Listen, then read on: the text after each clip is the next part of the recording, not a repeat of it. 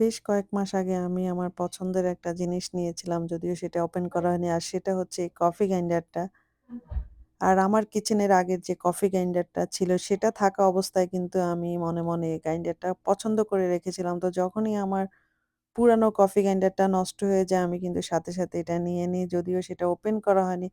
তো আজকে সেটা আমি আনবক্সিং করতেছি আর আপনাদের সাথে শেয়ার করতেছি। যেহেতু এটা আমার অনেক শখের একটা জিনিস। আর কফি গ্রাইন্ডারটা আসলে দেখা যায় যে আমার রান্নাঘরে আমি বছরে ৩ বার কি ৪ বার ব্যবহার করে থাকি। কারণ হচ্ছে কফি গ্রাইন্ডার দিয়ে আমি যে ধরনের শুকনা মসল্লাগুলা গুঁড়া করে থাকি সেগুলা আমি পরিমাণে একটু বেশি করে থাকি। আর ওই ধরনের মসল্লাগুলো আসলে রান্নার কাজে বা যেই কাজে ব্যবহার করি খুব বেশি একটা ব্যবহার করা হয় না।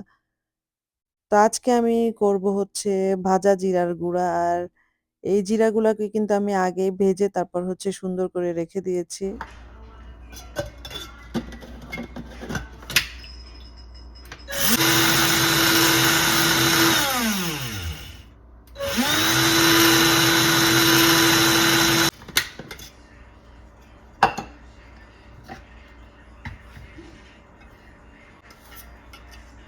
তো মাত্র কয়েক সেকেন্ডের মধ্যে আমার জিরাগুলা গুঁড়া হয়ে গিয়েছে। আর এটা কিন্তু অনেক বেশি মিহি ছিল। তো এখানে খুব অল্প সময়ের মধ্যে আমি আমার সবগুলা জিরাকে এইভাবে গুঁড়া করে নিয়েছি।